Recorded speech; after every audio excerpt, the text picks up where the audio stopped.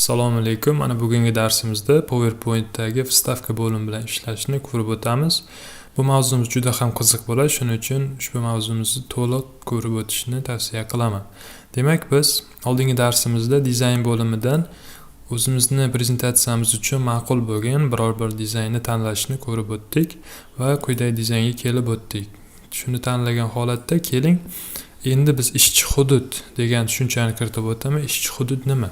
Hozir biz rasm, matn qo'yganimizda mana bu slaydimizga kiritiladigan hududni ishchi hudud deb izoh berib o'tishim mumkin. Mana masalan, mana bu yerda ishchi hudud mana shu ikkita hudud hisoblanadi. Keling, shu ikkita hududni ikki xil usul bilan yaratishni o'rgataman.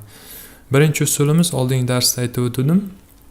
Mana bunday alohida slayd yaratamiz. Aytgancha, agar sizda mana bunday imkoniyati yo'q bo'lsa, Word dasturiga bag'ishlangan birinchi darsimizda Office Tab degan dasturni o'rnatishni o'rgandik. O'sha dasturni o'rnatishingiz orqali PowerPoint'da, Excel'da ham, Word'da ham mana shunday tezkor bir qo'shimcha imkoniyatga ega bo'lishingiz mumkin. Demak, biz ishchi hudud yaratishni birinchi usulini ko'rsatib o'taman. Oldingi darsimizda aytdim. Shunchaki oq slaydni olamiz, rasm, ya'ni fonda rasm bo'ladi. Buni belgilagan holatda mishka o'ng tomonni bosib, format foniga kiramiz. Risunka, faylga kiramizda biror bir rasmni tanlagan edik. Keyin uni biroz xiraroq qildik. Criminate koeffitsient buni yopib qo'ydik. Agar buni nusxa olgan holatda Ctrl V qilib bir nechta slayd yaratishimiz va unga mana bu shablon bo'yicha matn kiritishimiz mumkin edi. Bunda ishchi hududimiz eng kattasi bo'ladi, ya'ni to'liq bo'ladi. Fonimizni o'zimiz tanlaymiz, ya'ni fonda rasm bo'ladi. Hech qanday chegara bo'lmaydi. Bu birinchi usul edi. Bu birinchi usul bo'yicha video dars qilganman. Albatta, bu 3D Max dasturini tanishtiruv qismida, adashmasam birinchi, ikkinchi qismida slayd mana shunday formatda yaratilgan edi. Bugun esa men mana bu formatni yaratishni o'rgataman. Ya'ni bunda fonda rasm bo'lmaydi, shunchaki dizaynni o'zimizga kerak bo'lgan biror bir rasm olamizda, unga katta bir hudud ajratib olamiz. Bu qanday qilinadi? Keling, ishga kirishib boshlasak. Bunda figuri bo'limidan mana bu shaklni tanlayman men. Katta hududni belgilab olaman. Rangini oq qilaman. Mana shu meni ishchi hududim bo'ladi. Keyingi slaydni-chi. Agar keyingi slaydda biroz noqulayroq bo'lsa, buni shunchaki maket bo'limidan o'zgartirishimiz mumkin edi. Bu esingizda bo'lsa kerak. Mana shunchaki pustoy qilishim mumkin yoki markazroqqa joylashgan qilamanda, buni ikkitaga bo'lib olaman. Hozir nimagaligini tushuntirib o'taman. Figuri bo'limidan bitta o'rtaroqqa oq fonli qilamiz. Stavit figura bo'limidan mana bu yerga oq qilamiz. Oldingi darsda ham qisqa ma'lumot berib o'tdim. Tasavvur qilamiz, mana bu slaydimizni birinchi, ya'ni prezentatsiyamizning birinchi sahifasi. Bunga nom, familiya, ism, nimaligi yozishimiz mumkin. Ikkinchisida esa mana bu yuqori qismiga mavzusini yozamiz, pastga esa asosiy matn, grafika va boshqalarni keltirib o'tishimiz mumkin. Shu usulda men ko'pincha slaydlarni yarataman, o'zim prezentatsiyalarimni. Buni kopiya olamiz va Ctrl V bilan bir nechta tayyorlab olamiz. Mana bu bizga kerak emas. Demak, hozir biz ishchi hudud yaratishni ikkita usulini ko'rdik. Birinchi usuli mana rasmga buni turli xil izohlar berib yozib o'tish orqali istalganiga. Yana bittasi mana bunday alohida ajratib olish orqali. Ikkalasini ustunliklari bo'yicha oldingi darsimizda batafsil ma'lumot berib o'tgan edim. Ana endi ishga kirishamiz. Vstavka bo'limi bilan to'g'ridan-to'g'ri ishlashni boshlaymiz. Mana sozdать slayd bo'limini oldingida ko'rib o'tgandik. U deyarli bir xil, ya'ni mana glavniy bo'limdagi bilan e'tibor qaratmaymiz. Tablitsa bo'limi ham xuddi Word ishlaganimizdek kerakli kataklarni tanlaysiz yoki vstavit tablitsadan eniga va bo'yiga bo'ladigan sonlarni kiritgan holatda o'zimizga tablitsa yaratamiz. Word dasturidan yaratilgan tablitsani to'g'ridan-to'g'ri bu yoqqa o'tkazishimiz mumkin. Yana bitta qiziq jihati mavjudki, hozir ko'rsatib o'tay. Excel'da tasavvur qilamiz, mana bunday birorta jadvalimiz bor edi. Uni nusxa olamiz. PowerPoint'ga kelib, shunchaki mana vstavit bo'limidan keling, mana buni tanlaylik. Ana endi tablitsa bilan ishlashni boshladik biz. Mana bunday shaklda ekan. Keling, buni narigi sahifaga ko'chiramiz. Demak, ko'chirdik. Mana yerga jadval deb yozib qo'yamiz. Ana endi nima muammo bo'lyapti bizda? Mana matnimiz juda kichkina. Buni belgilaymiz. Glavniy bo'limidan Word dasturida qilganimizdek kerakli shriftlarni belgilagan holatda, masalan, men Arialda ishlayman, uni o'lchamini kattaroq qilamiz, jirni qilamiz. Ana endi jadvalni qarang. Jadvalimiz juda ham mayda va mana orasidagi masofalar juda katta. Buni qanday qilishimiz mumkin? Shunchaki jadvalni belgilagan holatda uni o'lchamini kattaytirib olamiz birinchi navbatda, ya'ni o'zimizga kerakli holatgacha. Undan keyin esa konstruktor bo'limi bor. Undan mana chegaralarini o'zgartirishimiz yoki ranglarni o'zgartirishimiz mumkin. Buni Word dasturida qilganimiz bilan deyarli bir xil. Mana ranglarni ko'rdik oldingi darslarimizda. Maket bo'limidan esa uni joylashuvini mana belgilaymiz markazroqda. Endi qarang. Mana u kataklarni qisqartirishimiz mumkin, yana ham qisqartirishimiz mumkin. Buning uchun belgilaymiz maket bo'limidan mana razmer yacheykadan kichraytirishimiz mumkin. Ko'rdingiz, ixchamlashdi har bittasi. Unga alohida o'lcham ham berishimiz mumkin. Endi mana qisqaroq qilganimiz uchun shunday bo'ldi. Uni yana ham keyin buni mana chekkasini ushlagan holatda xohlasangiz to'liq jadvalga keltirishingiz mumkin. Buni belgilaymiz. Demak, jadvalga biroz ishlov beryapmiz. To'g'riroq, markazroq qilamiz. Mana jadvalimiz tayyor. Uni keyin Word dasturida o'rganganimizdek turli xil usullarda o'zgartirishingiz mumkin. Belgilab, uni foniga biror bir rang berishingiz yoki mana konstruktor bo'limidan boshqa bir turdagi jadvalga aylantirishingiz mumkin. Bu o'zingiz ixtiyoringizga bog'liq, juda ham sodda ish.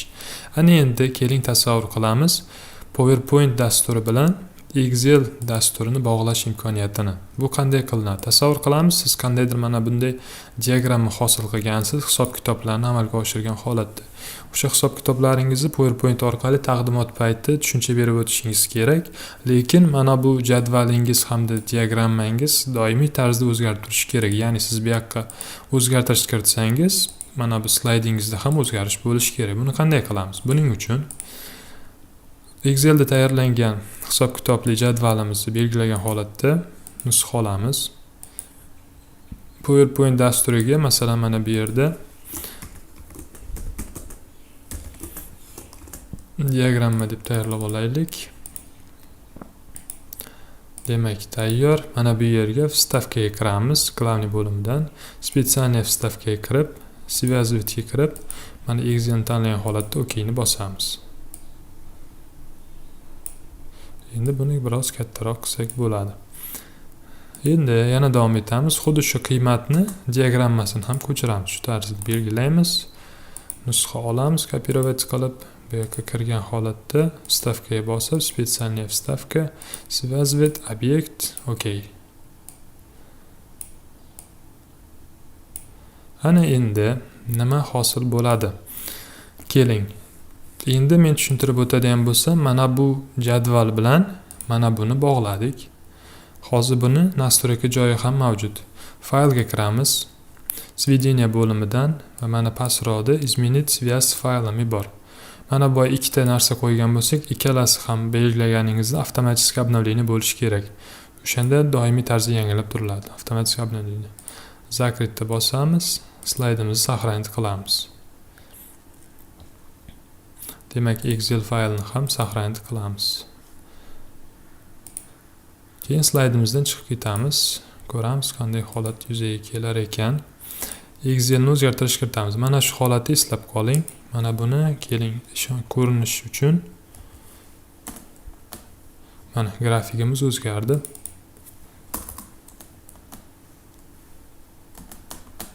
Mana grafikimiz umuman o'zgarib ketdi.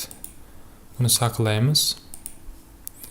Slaydga kirib ko'ramiz. Prezentatsiyamiz ham o'zgararmikan. Mana bizdan обновление qilishimizni so'rayapti. Chunki mana ko'rganingizdek Excel'imizda o'zgarishlar sodir bo'ldi. Buni anglagan holatda обновить qilishni bosamiz. Ko'ramiz, ishimiz o'xshadimi, yo'qmi? Mana ko'rganingizdek xuddi o'sha holat bu yoqqa ham ko'chib o'tdi. Shu orqali almashtirishingiz mumkin. Davom etamiz. Ana endi biz vstavka bo'limidagi risonik bilan ishlashni o'rganamiz. Oldingi Word darsimizda mana bu joyga ikkita tugma qo'yishni o'rgangan edik. Buni menga kerak edi. Drugi komandaga kirdik. vstavkaga kirgan holatda to'g'ridan to'g'ri rasm qo'yishimiz uchun mana vstavka risunka, yana bittasi ekrandan skrinshot qilib olishimiz uchun ikkita narsani eslab qoldingiz. Vstavka risunka, ikkinchisi virusga ekrani. OKni bosdik va bu yer orqali rasm qo'yishimiz mumkin edi. Keling, mana bu rasm tanlaymiz. Hali bu bilan ish bajarishimiz kerak. Mana biz rasmimiz mavjud. Bu tayyor. Bu yerga rasm deb yozamiz. Belgilagan holatda shriftini o'zgartiramiz. Mayli, boshqacharoq shrift qilamiz. Demak, rasmni tanladik, nastroykasini o'rnata oldik. Ana endi vstavka bo'limida izobrazение internetdan olish, sнимок oldin Word dasturida ko'rsatdim. Shunchaki virusga ekranga kirsangiz, tayyor biror bir orqa fondagi ekranni skrinshot qilib, ana shu PowerPointga tashlab beradi. Bu ixtiyoriy ravishda ishlatishingiz mumkin.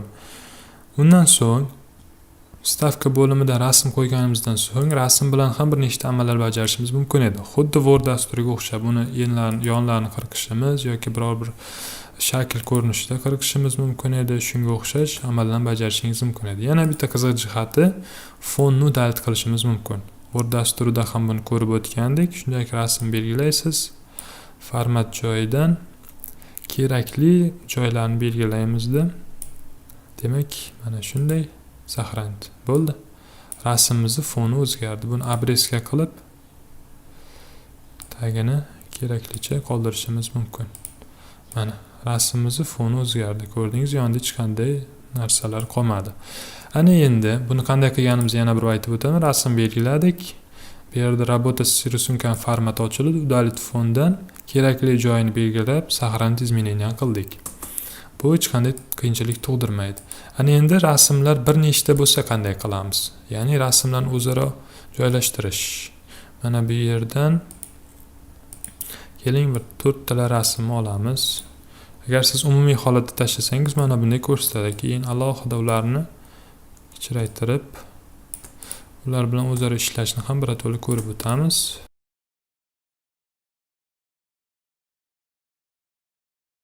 Mana shu yerda ham e'tiborli jihati bor. Agar siz 4 ta rasmni bir xilda yoki 6 ta rasm bir xilda qilmoqchi bo'lsangiz, uni mana yonma-yon olib kelishingiz orqali ham uni o'lchamlarini bilib olishingiz mumkin. Mana bunda agar tepada chiziq chiqayotgan bo'lsa, ikkalasi bir xilda joylashgan. Agar markazda chiqayotgan bo'lsa, markazlari bir xil.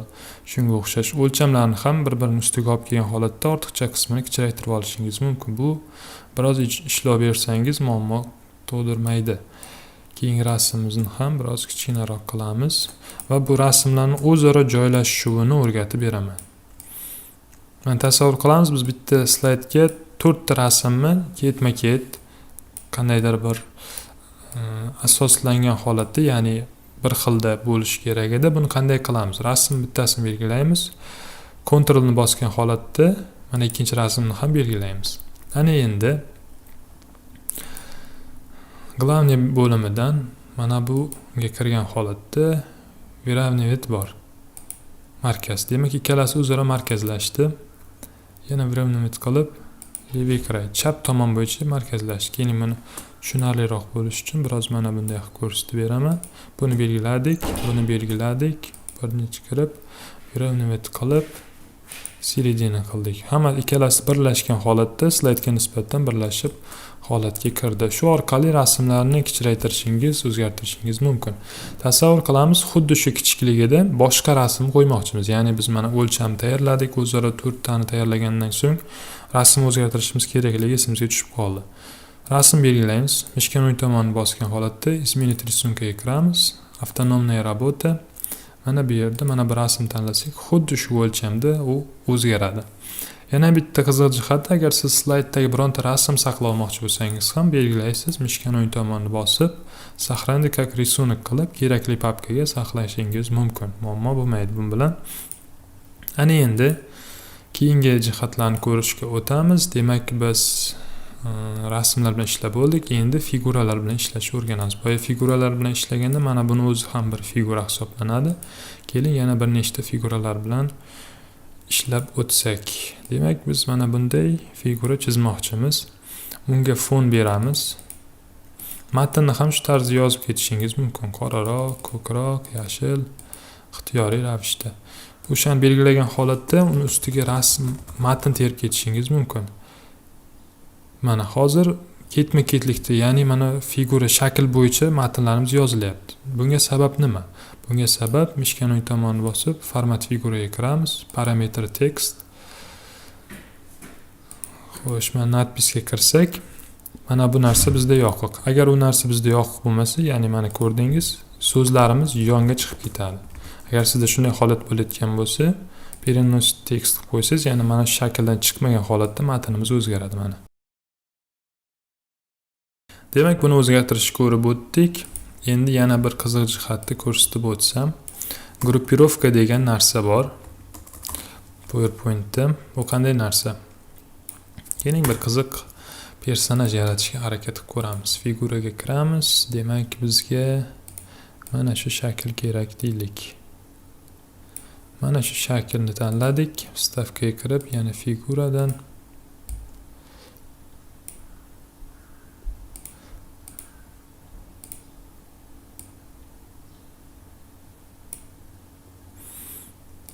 mana shunday shaklni tanladik. Endi qanaydir bu bizga mayli animatsiya sifatida qabul qiladigan bo'lsak, buni keyin mayli yuzini ham tayyorlab qo'yamiz.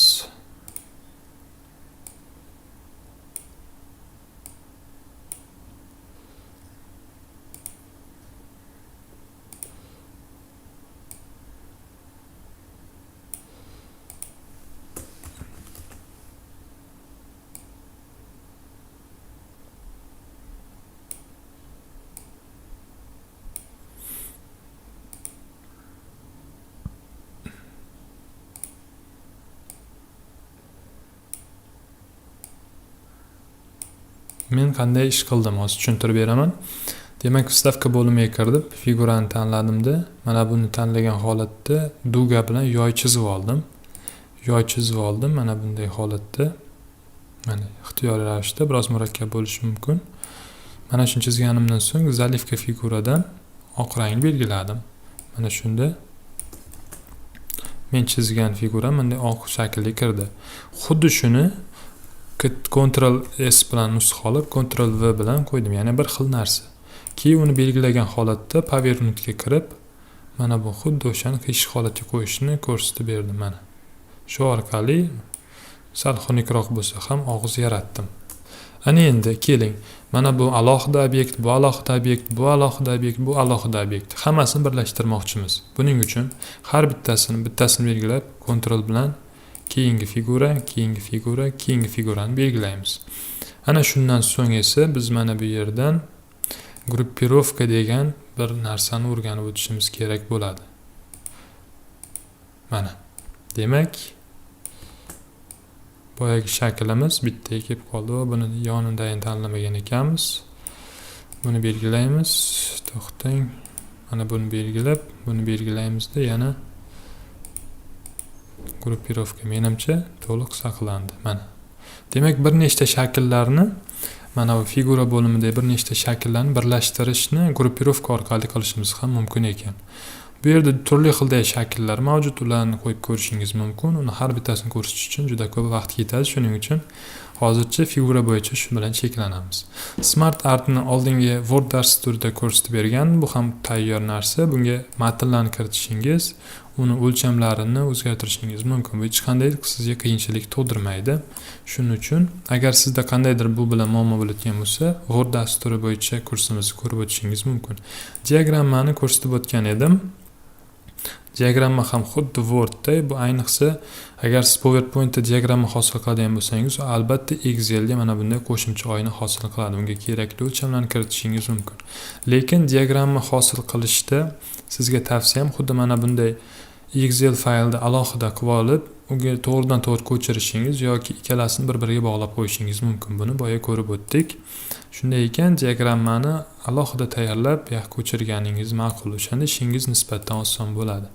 Vstavka bo'limida diagrammani ham ko'rdik. Ana endi qiziq bir jihatni o'rgataman va shu bilan darsimizni birinchi qismini yakunlaymiz, chunki agar bu qolgan qismini ham bitta dars o'rganamiz desak, juda ham ko'p vaqtni oladi. Shuning uchun mana bu magazin bo'limidan bir nechta narsalarni yuklashni ko'rsatib o'taman. Biz internet qo'llangan holatda mana bu magazin bo'limidan o'zimizga kerakli bo'lgan qo'shimchalarni dasturga o'rnatishimiz mumkin. Lekin ba'zan sizda qandaydir muammo chiqishi mumkin, ya'ni ошибка deb bo'lmadi, o'rnashmadi deyish mumkin. Buning uchun sozlamalarni ko'rib chiqishingiz kerak. Bu yerda qiziqarli narsalar bor. Masalan, keyboard uchun, ya'ni klaviaturamiz uchun emotsiyalar, turli xildagi smayliklarni o'rnatishimiz va uni slaydlarimizda qo'llashimiz mumkin. Bu o'zingizga kerak paytda albatta. Turli xildagi qo'shimchalarni o'rnatishingiz mumkin. Nasib qilsa, bular bo'yicha alohida dars qilgan holatda ularni o'rnatish, foydalanish ko'rsatib o'taman. Hozircha esa stavka bo'limini birinchi qismini yakunlaymiz. Keyingi darsimizda mana bu silkalardan boshlab multimedialar bilan ko'rib o'tishni nasib qilsa rejalashtirganmiz. E'tiboringiz uchun rahmat. Keyingi darslarda ko'rishguncha salomat bo'ling.